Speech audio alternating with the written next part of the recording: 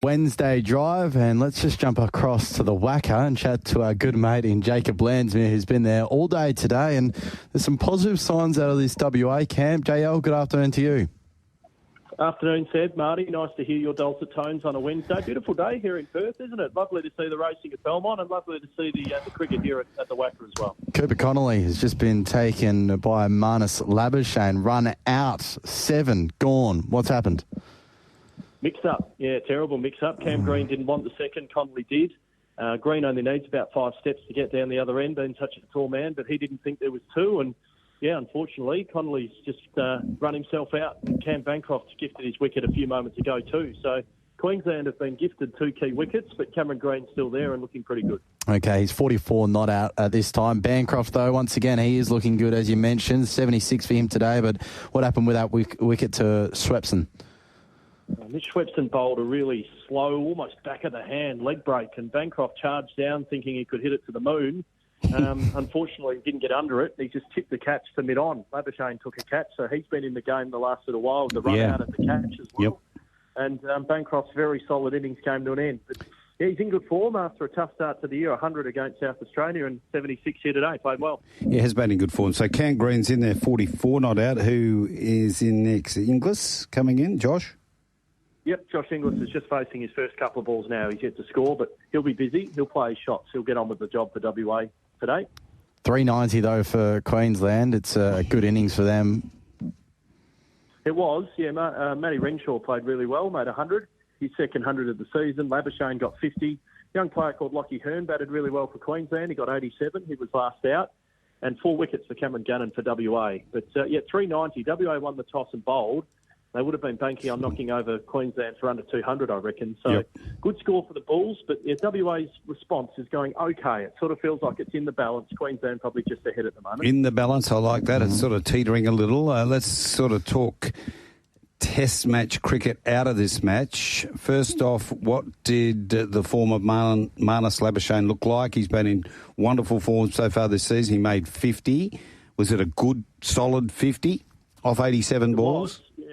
Yeah, he was in really good touch, Marty. It didn't look like he was in any trouble at all. And then WA just put in a couple of funky field placements on the leg side, and he popped up a catch and threw his wicket away. So it was a surprise dismissal. He looked in complete control before that. We were talking about another 100, and he was walking off only halfway to that score yesterday. But he's looking good, and it's good to see a Shield round where nearly all of the Test players are featuring. Just Usman Khawaja missing from the Ashes squad of 15.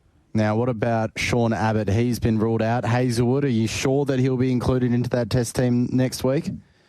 Well, I'm not a doctor. I'll never profess to be a doctor, Seb, but the word is that he'll be okay. He'll be able to train without any issues.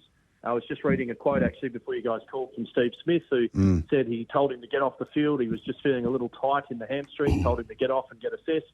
He did. He's been cleared, but yeah, as you say, Sean Abbott, moderate-grade hamstring, so he's out. Victoria smashed New South Wales today. They had all those Test players, New South Wales, but they got beaten by 300 runs at the SCG. So the Vics, top of the Shield table, 4 from 4, and a couple of injury concerns. But Hazelwood should be good to go for Perth next week. Steve Smith, 56 not out. How did he look? Did you watch much of this game? I've watched a few of the highlights, Marty. He looked really good. He played some nice shots. It wasn't an easy pitch. It was quite dry, and the pitch was staying a little underground, and he just looked a class above. New South Wales only made scores of 128 and 125, and Smith made scores of 58 and 56 not out. So he was the one batsman for New South Wales to really prosper on a pitch that, had its real trouble for New South Wales batsmen anyway. New South Wales bowling line-up. Stark, Hazelwood, Lyon, Abbott and Steve Smith, Jack Edwards bowling a couple as well. You would not believe you could get beat that easy, would you? No, it was a complete shock. And if Pat Cummins was fit, he would have been bowling in that group as well. Oh, my goodness. Yeah, it's quite amazing the team that New South Wales had. But you can't deny the Vics at the moment. They always tell us that they do it better than anyone else. That's their catch cry. Vics do it better, and they certainly are at the moment. Heard from Ben Stokes today. We played a little snippet of him about 30 minutes ago. They've copped some criticism about their preparations and the lead up to this Test series for the Ashes. What did you make of some of that feedback they've been receiving, and what do you think about their build-up to next weekend? Well, they're playing a 3-day practice match starting tomorrow against England Lions, which is their sort of A team. We'll find out, won't we? If they win the first test, we'll stop talking about their preparation. If they play poorly, we'll all say, well, they should have prepared by playing more games. So proof will be in the pudding for that first test match here next week. I would have liked to think you'd like to play against an opponent. You'd like to play a state team or a Cricket Australia combined team, because when you're playing against your mates from England, I don't know, how hard are you going? I don't know if the England Lions bowlers are really trying to, bowl at their best. They're trying to give England's batsmen the best possible preparation. I just think you need a more competitive hit out a week out from the start of the Ashes. But if they win the first test, they win the series, they'll say they're all geniuses.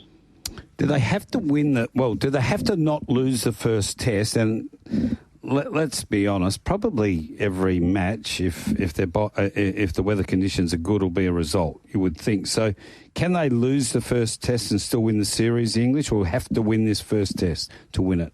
No, I'm with you, Marty. They have to win the first test. They can't start behind the 8 ball. Australia holds the Ashes, which means England has to win the series. If it's a drawn series, Australia retain the Ashes.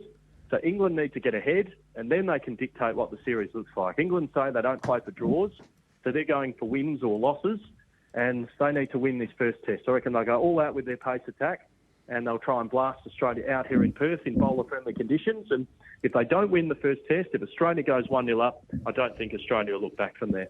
WA 4 for 204. Now, we had a texter early on that we thought would wait to deliver to you, JL. West Australia, back only a few years ago.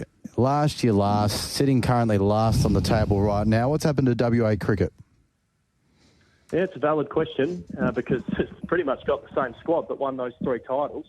I don't know. Have they got complacent? Have the other state sides improved and got better and WA stagnated? I don't think WA plays enough positive cricket for me. The way they're playing at the moment just seems a bit restrictive, and they seem to be playing safe before they play their attacking, free-flowing cricket that got them to those Shield titles. So yeah, it's a valid question. I'd love to know the answer, but WA's still fighting. They need a win here. They're the only team without a win through nearly 4 weeks or 4 rounds of Shield cricket. So if they don't win here over the next couple of days, it could be a long season ahead for WA. That question was from Rick of Rossmoyne early on. So do they win, JL, from here? I know it's a long way out, but from what you've seen so far? I think it's hard to win from here, Sam. Yeah. I think it's really hard. There's 2 more days of cricket, but the way this game's going, WA, there's still a lot of batting to do to get to Queensland's score. Then they've probably got to get ahead.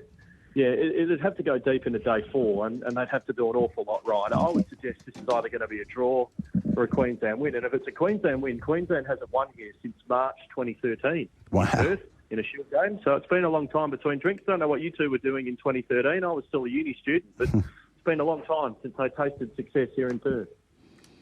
Okay, 2013. What was I doing? I was 12. Well, yeah, I was hanging around Ascot at the time. I was only 22 or 23. Oh, yeah, no, I know where I was now. I've worked it all out. Yeah, I was working at Perth Racing. So I probably sort of kicked you out for the underage. Get out of there, you young punk. Where's your wristband? Hey, JL, are you calling this game to stumps? You got to go back on air?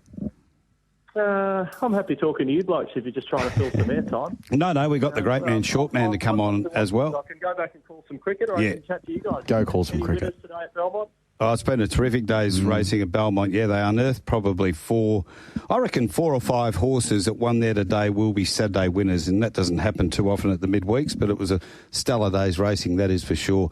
Hey, JL, all the very best. Thanks for all your work you put in with us here too on Drive over the journey, and we love listening to you commentate the cricket, the footy. You're a star, and go the mighty Bulldogs. Can't agree with that last point, Marty, but it's been an absolute pleasure to work alongside you and Seb, and good luck to you guys for the future. I look forward to having hopefully a cold refreshment with you two off air in the not too distant future. Yeah, there's about 15 parties planned. There's 15 dates set up, so we've got to pick one of them. Marty will be at all of them. So. I think I am. I'll be there too if I can. All right, JL, thanks, mate. See ya. See you guys.